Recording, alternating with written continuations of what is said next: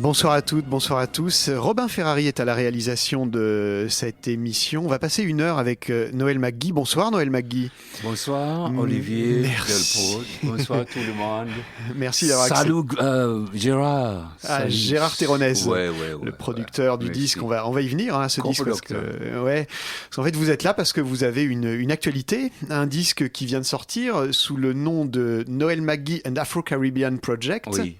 Non, Noël McGee Afro-Caribbean Project. Ouais. L'album s'appelle Remaster. On va voir que c'est un faux ami, mais vous nous expliquerez ça tout à l'heure. C'est parce que Remaster, parce que Re, et puis il avait une trade union entre Re et Masters. So, Remaster, c'est pas remastering, c'est revisiter le Masters. Les maîtres. Le maître. Rendre hommage donc, aux maîtres. Oui, donc j'ai Masters. Le maître. Là, on a écouté un extrait du quartet de Steve Lacy enregistré en 71 à Gand. Quintet avec Irene Aiby au violoncelle, avec Ken Carter, Steve Potts, Steve Lacy et vous à la batterie. Alors, pour que l'histoire soit compréhensible, il faut quand même qu'on la raconte depuis le début. Elle a commencé avant 1971. Elle a commencé en Jamaïque, l'histoire, je crois. Elle a commencé, oui, ça a commencé avec, avec cette... J'étais né pour faire la musique, mais je ne savais pas. Et donc, enfant, il n'avait pas de disque. Il avait des orchestres qui jouaient en live, très champêtre. Il y avait une game de cricket avant. Les Français ne savent pas ce que c'est le cricket. C'est très anglais. Très anglais. Et après, une fois le cricket est fini, l'orchestre, on voyait déjà arriver dans le village de seule voiture avec une grosse caisse qui prend par l'arrière et le musicien et tout ça. Donc bref, donc je commençais à écouter la musique avec ça. Quand le mec frappait la grosse caisse, je ne sais pas si ça fait le même effet avec tout le monde, mais ça me frappait dans le cœur. C'est résonné. Je crois que mon corps a explosé. C'est une sorte de vibration, en fait. Oui, mais c'est ça. Il vibrait dans mon corps, le grosse caisse. Et à partir de ce moment-là, j'ai commencé à fabriquer me jouer. Et j'ai fabriqué la batterie avec un boîte, grosse boîte de conserve sur lequel les deux bouts étaient ouverts. Hein? Et donc, je mettais un morceau de... fabrique, ça s'appelle le kaki. Hein? Une peau? Oui, pour faire une peau, puis on mettre de la terre dessous, le mouiller, puis quand c'est sèche, ça devient un vrai peau, le truc, et là, je jouais là-dessus. Mais je ne pensais pas qu'elle allait devenir... batteur. Oui, professionnel. C'était pas dans le corps à ce moment-là. À quel moment tu as quitté la Jamaïque? Alors, il faut quand même dire... J'ai parti quand j'avais 18 ans. Tu savais quand tu avais 18 ans. Oui, c'était genre avril, par là, mars. J'avais en Angleterre, il faisait encore froid, mais j'avais encore la chaleur de la Jamaïque, donc je ne sentais pas le froid. Quoi. Alors, avant la France, il y a eu l'Angleterre. Oui, parce que quand on quitte la Jamaïque, il faut passer par soit le Canada, les États-Unis. Tu ne pouvais pas arriver en France directement. Ou l'Angleterre. Il y a un truc dans le truc, c'est quoi ça? En Angleterre, quand tu arrives en Angleterre, quel est l'état de la scène musicale? On est en quelle année? Quand je suis arrivé en Angleterre, il est toujours... Quand je suis arrivé en Angleterre, c'était pas tout de suite la musique. Il avait maintenant, à ce moment-là, commencé le disque, le sound system, quoi.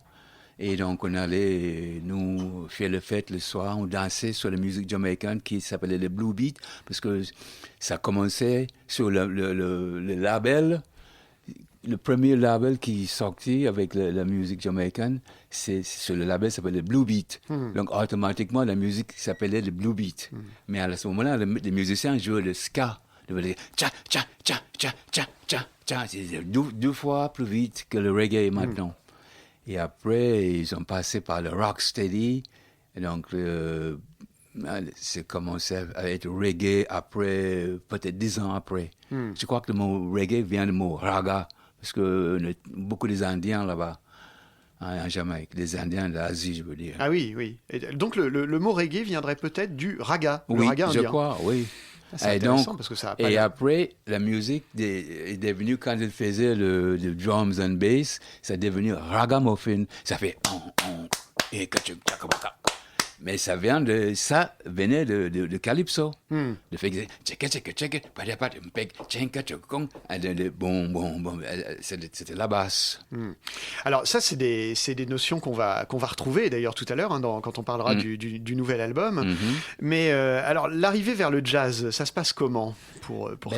J'étais toujours dans le jazz, même en Jamaïque, parce que quand il avait la musique live, les mecs ils jouaient le merengue, c'est une forme de salsa, et puis du jazz et du blues.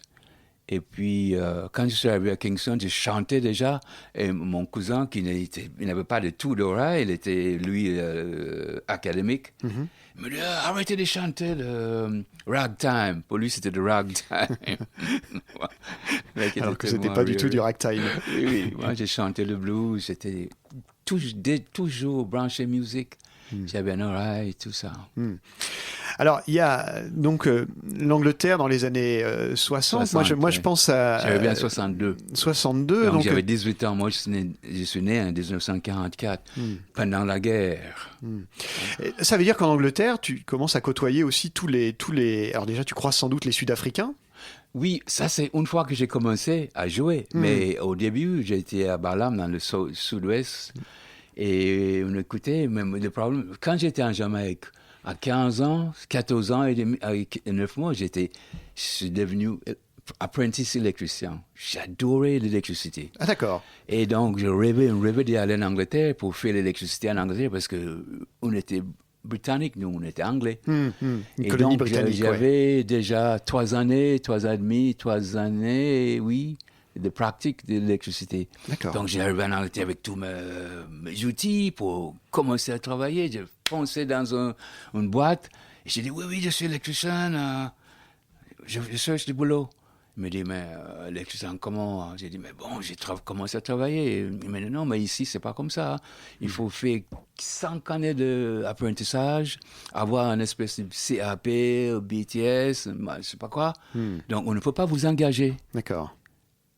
J'ai dit, ouais. Comment je vais faire? Parce que tout ce que je voulais faire, c'est être électricien. C'est magnifique de travailler avec, de dompter l'électricité. Parce que tout le monde a peur de l'électricité.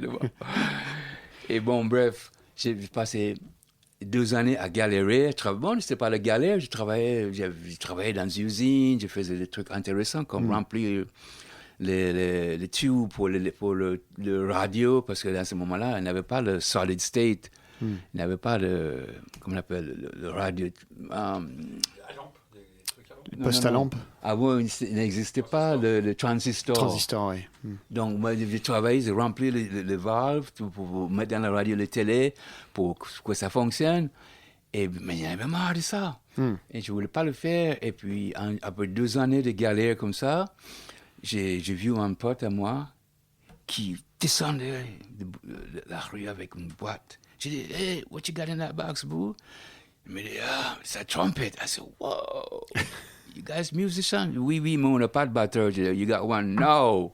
D'accord. Maintenant, tu es un batteur. Donc, j'avais quand même fait des économies et j'ai foncé la musique, un magasin de musique. J'ai acheté ma batterie.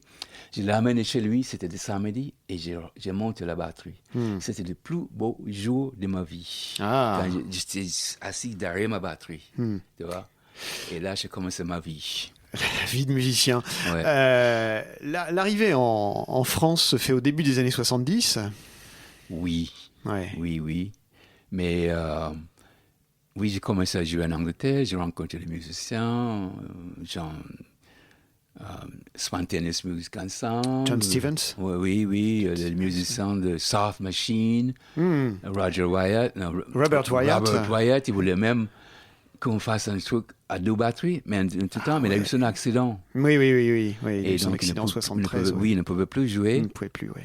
Et puis, donc, j'ai rencontré les potes, je suis allé à Oxford avec des amis, pas pour étudier, mais pour apprendre. Et puis, j'ai parti avec eux pour Belgique, parce qu'il y avait un mec en Belgique qui chantait, et le mec, comment il s'appelle, qui avait cette grosse boîte là, le monsieur chauve là. Oui, le grand Manitou, le musique en France. Oui. Eddie Barclay. Oui. Donc, Eddie Barclay, il cherchait partout. Dès que le mec qui chante, il le signe. Au cas où le pépite d'or va. Bon, bref. Donc, on était allé pour faire ça. Mais le mec ne savait pas chanter. Il bouvait tout le temps. Tu vois, mec. Donc, bref. Entre-temps, j'avais hébergé 2 Français, quand j'habitais en Angleterre, qui fouillaient le mai 68. Et ils ont resté chez moi une semaine, et puis ils sont retournés en France. Et le mec est même devenu un grand de la photographie. Il s'appelle Alain Mangan. Salut Alain. Et quand je suis parti à Bruxelles, un pote à moi a quitté l'Angleterre avec Sonny Murray. Le batteur américain Sonny Murray. Oui. Donc, mon pote, il joue le saxo. Et j'ai téléphoné, j'ai dit, hey, je suis à Bruxelles, je cherche. Et puis, il a rencontré Alain. Il a dit à Alain que j'étais là. Alain dit, ouais, non, non. Il faut qu'il vienne. Il m'a envoyé un télégramme. C'est viens à Paris. Je sais, OK.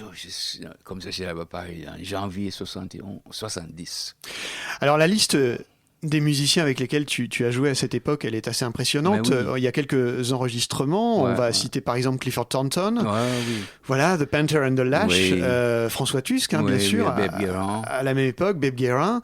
On a entendu tout à l'heure Steve Lacy. Et là, on va écouter, parce que quand même, tu as aussi joué avec Mal Waldron. C'est pas rien du tout. J'ai tourné avec Mal et puis j'ai joué, enregistré beaucoup. Parce que tout le monde voulait jouer avec moi.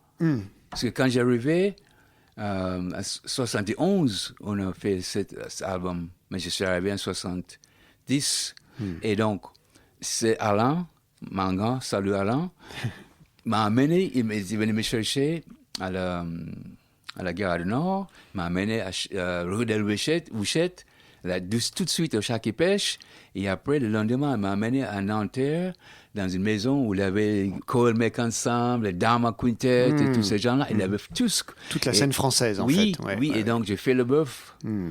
Et Tusk m'a dit, il faut que tu viennes jouer avec moi. Et le lendemain, je partais en tournée avec lui. Avec Mal Waldron. Non, avec Tusk. Avec Steve. Avec François Tusk. Avec François Tusk. Voilà. On va écouter Mal Waldron, The Whirling Dervish. C'est un trio et tu m'as appris quelque chose en fait. C'est pas du tout Peter Warren qui joue sur le disque alors que c'est je comprends pas pourquoi ils ont mis je sais pas pourquoi ils ont mis ça. C'est Ken Carter, ce qui est logique effectivement puisque c'est la section rythmique qui jouait aussi avec Steve Lacy.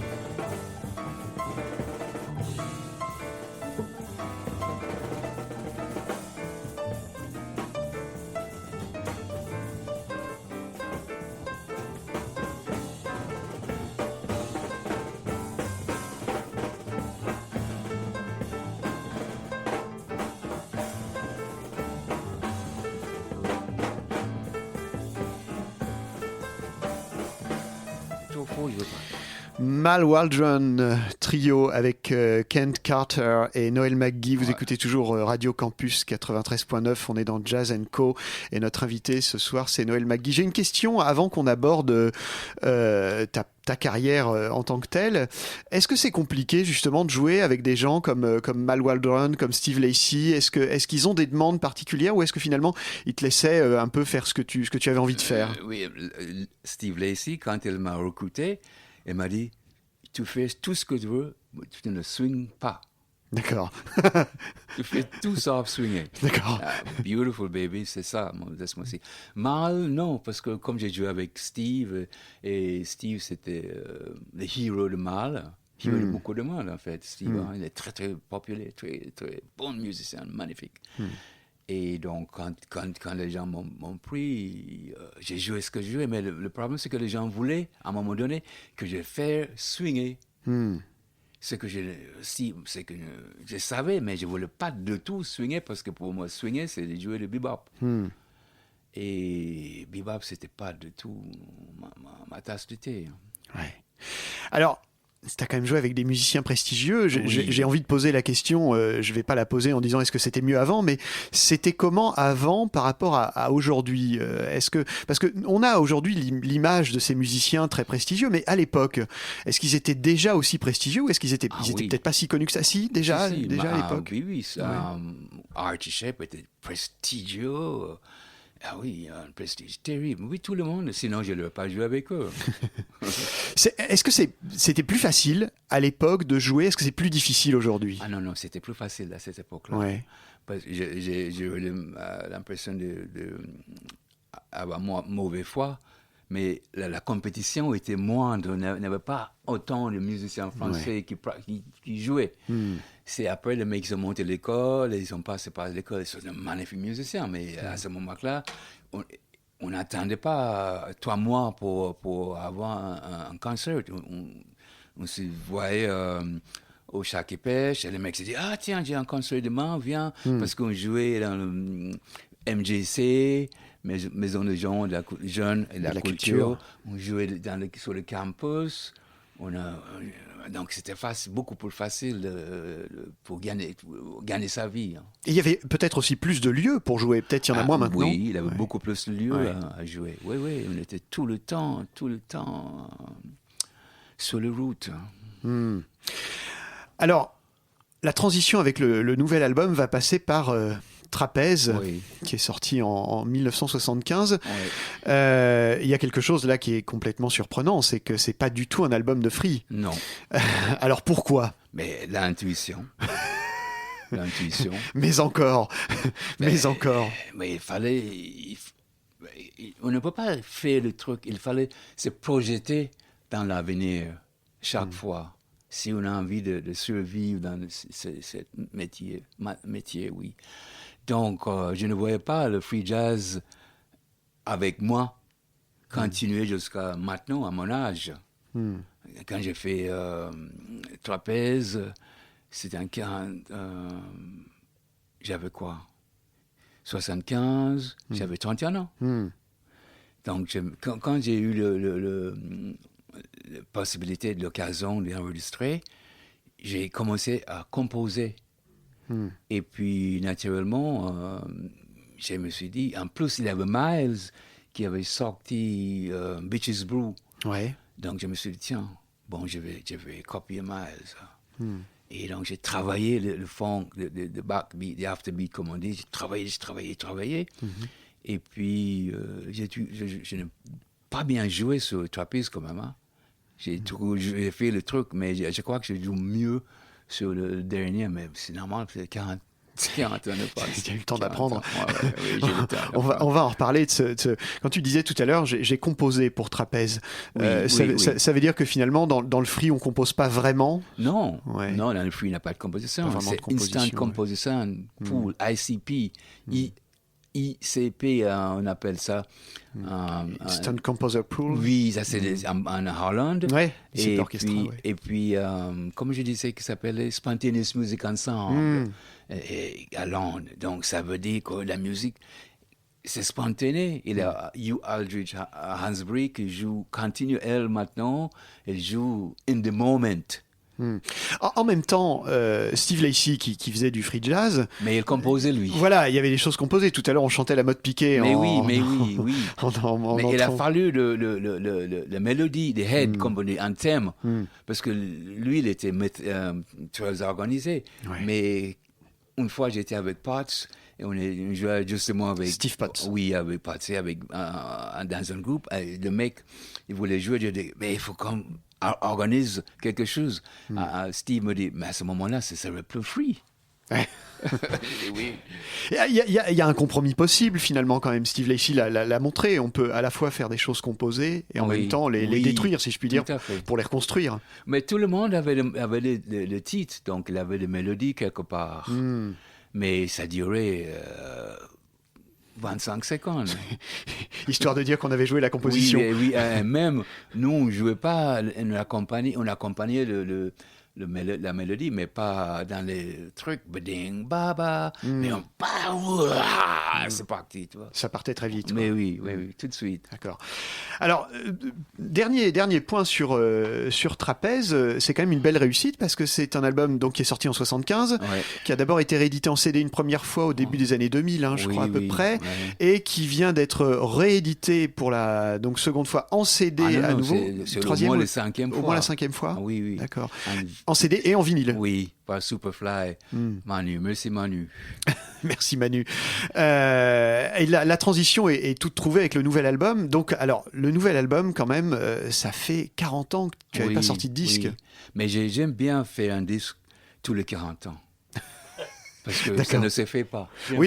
J'aime bien faire les choses que personne d'autre ne peut pas imaginer. Ouais.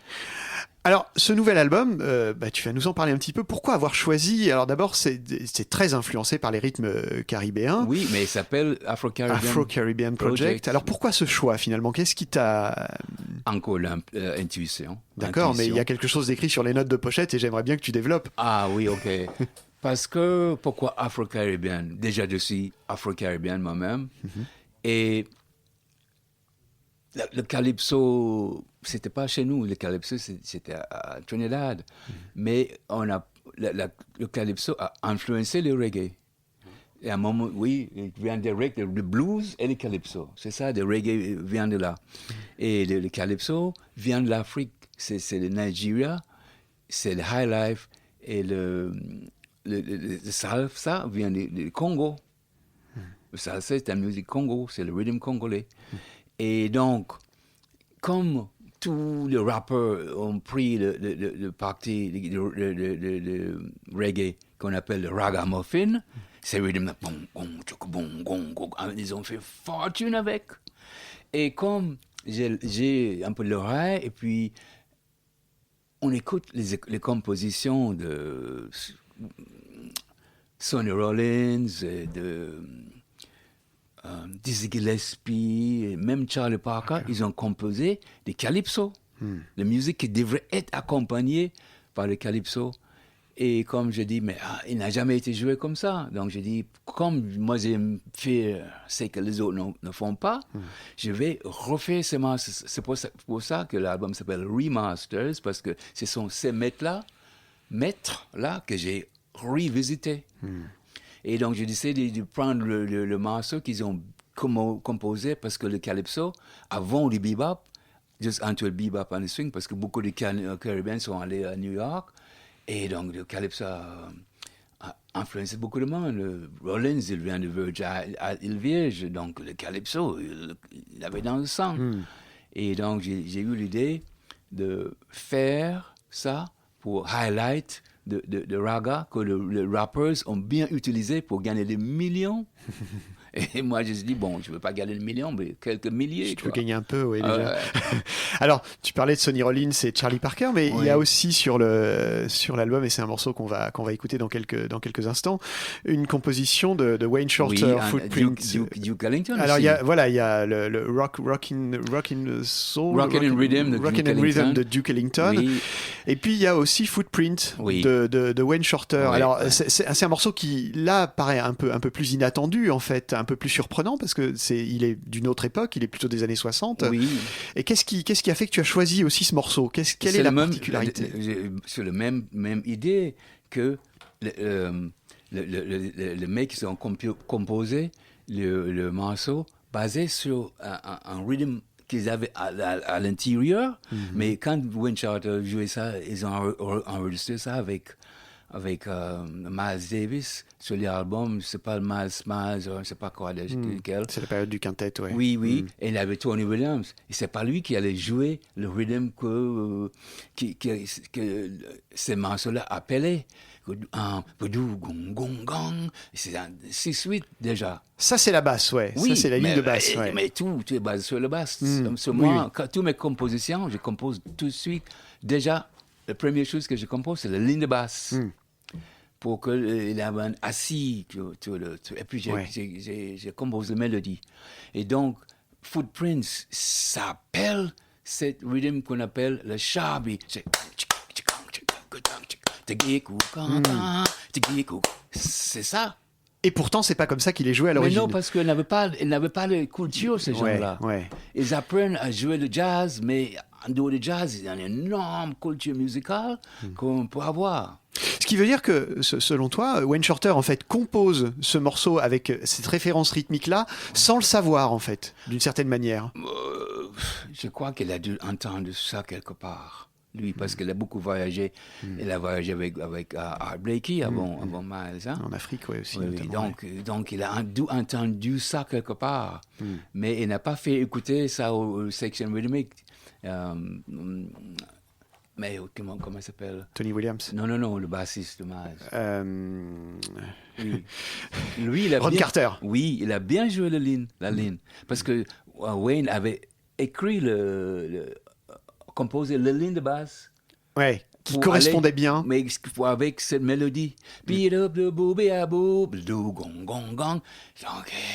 il est tout trouvé. Mais il n'y avait personne. Il a été enregistré milliers de fois, Footprints. Ouais.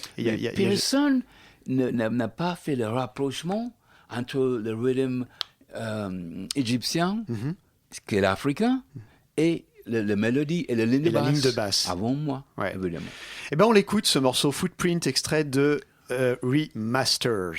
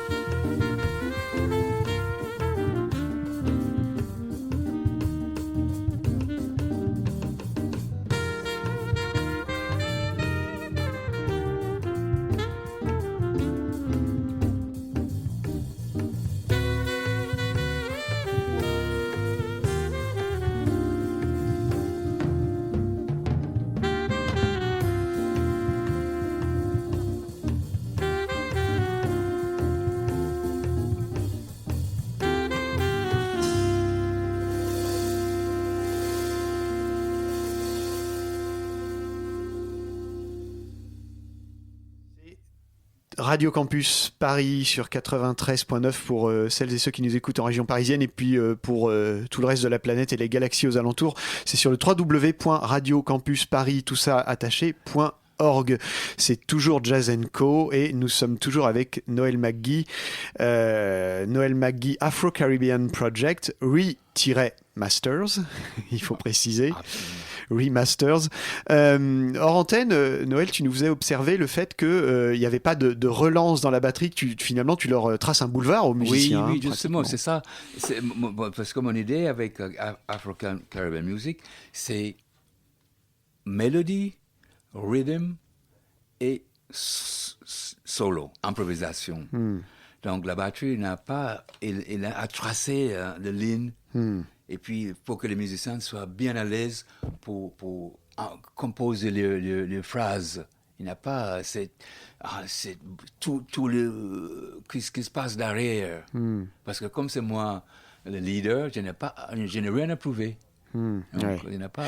Tu penses que le jeu d'un batteur, c'est peut-être valable pour tous les instrumentistes d'ailleurs, tu penses que le jeu d'un batteur parfois peut troubler les musiciens s'il est trop affirmé? Mais oui, bien sûr. Parce que les musiciens... C'est pour ça que je n'ai pas d'autres percussionnistes dans mon organisation. Parce que, si j'ai de place pour prendre quelqu'un d'autre, je vais prendre un autre souffleur. Et deux, les percussionnistes s'imaginent qu'il doit jouer. Dès qu'il y a un espace libre, il va le remplir. Donc, il faut laisser des espaces. La musique doit respirer. C'est pour ça que je n'ai pas... J'ai voulu enregistrer des free jazz parce que il y en avait assez de free jazz enregistrés dans moi-même à faire et donc je ne vais pas continuer à jouer ça. En plus, je trouve qu'il n'a plus lieu de l'être maintenant le free jazz. À mon avis, pas pour les gens comme moi. Il a fait. T'as fait le tour du free jazz. Oui, je ne peux pas faire mieux qu'avec le Steve Lacy Quintet. Je ne pense pas que je peux faire mieux, donc je dois passer à autre chose. On peut parler des musiciens qui jouent. Alors il y a Razul Siddiq, moi c'est celui que je connais le plus évidemment. Oui, trompettiste. Ce sont tous mes amis. Et donc, comme je dis, il m'a fallu 7 ans pour arriver à ce point, ici, à Radio Campus, avec l'album. Il suffisait de nous demander l'adresse, ça aurait été plus rapide. Oui, j'ai été un peu perdu dans des dalles de... D'accord. Donc les musiciens. Il y a Razul Siddiq. Trompette. Oui, qui vient des États-Unis parce que les musiciens viennent tous d'un pays différent. Et Daniele Vigolucci, lui, il vient de Naples, l'Italie. Il est guitariste? Non, c'est saxophoniste alto. Oui. Et le guitariste, c'est Patrick Sedok. Lui, il vient de Suriname. D'accord. C'est les Caraïbes hollandais, via Amsterdam. Et Simone Thibault, la bassiste, lui, il est marocain. D'accord. Et Awa Timbo, elle est malienne. Et Noel McGee, lui, il est jamaïcain. Il paraît. Alors, tu parlais de la chanteuse. Elle est sur un seul morceau, mais quand on va jouer, espère qu'on va trouver le concert live, elle aura 6 chansons. D'accord. Donc, Afro Blue.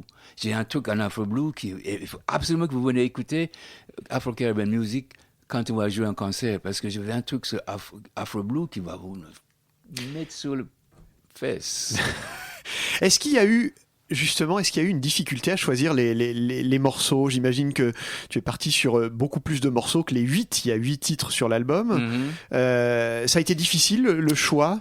Non, parce que le choix s'est présenté dès que j'ai décidé ce que j'avais envie de jouer, ce que je voulais faire, c'est-à-dire Afro-Caribbean. Le choix s'est présenté parce que le morceau existait déjà, que ne demandait que d'être accompagné de cette façon. Donc, Everywhere Calypso, My Little Suede Shoes, ils sont tous calypso. Donc, les choix, c'était tout seul, quoi. C'est fait tout seul. Le problème, c'est de trouver des musiciens qui pouvaient mettre les égos de côté et entrer dans mon système de jeu. Au service d'un groupe, en fait. Oui, Lego, oui, Lego de côté. Et j'ai bien tombé parce que ce mec-là, ils sont tous mes amis et je les adore. Salut, guys, you all know who you are. Je ne sais pas si vous êtes en train d'écouter parce que j'ai fait l'annonce. Je sais, Patrick, je sais que tu es en train d'écouter. C'est le guitariste. Et c'est lui qui a fait l'arrangement sur le prochain match qu'on va jouer là. Alors voilà, on va écouter dans quelques minutes ce morceau qui est peut-être le plus abordable finalement de l'album parce qu'il est chanté. Oui. Mais avant, Noël Magui, moi je voulais que tu nous parles un peu parce que sur les notes de pochette, tu expliques que tu voulais revenir un peu, on pourrait dire, aux fondamentaux du jazz, c'est-à-dire la danse. Tu parles de la danse en fait. Tout à fait. Mais c'est la musique ne fait pas danser les gens, il ne sert à rien. Donc, je ne veux pas faire un truc qui ne sert à rien, pas à mon âge non plus, parce qu'après, j'ai beaucoup fait qui ne servait à rien. Et puis, oui, la musique, ça doit donner les gens l'envie de se mettre debout et de danser. Et c'est ça. Après, ça ne sert à rien si on ne peut pas danser dessus. Et j'ai entendu que quand on parlait l'autre jour à la télé ou à la radio, le public de jazz qui écoute la musique comme si ils sont à l'église religieusement. De façon religieuse. Oui, mais non, oui, bon. C'est pas vraiment ça, quoi. Non, il faut qu'on enlève les chaussures, on tombe le veste, on boit un bon punch et puis on danse. Eh bien, on va peut-être danser sur Heaven is Real.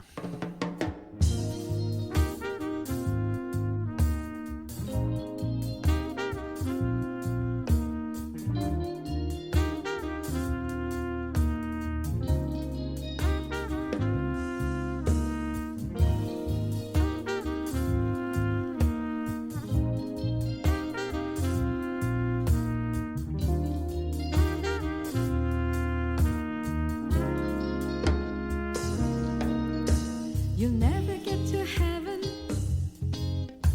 You'll never get the chance to see what the real thing is all about. If you don't believe in loving, heaven be the place you only have heard of or read about. Heaven is real as it is free. Heaven is real and loving is the key. Some say heaven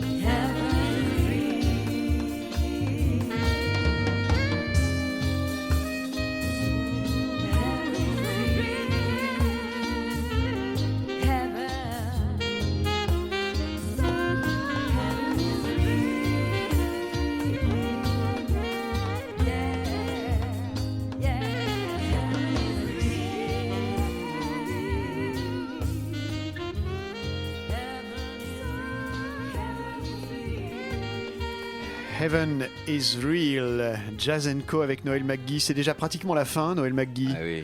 C'est dommage, hein. Mais non, ça va. D'accord. Je n'ai plus rien à dire.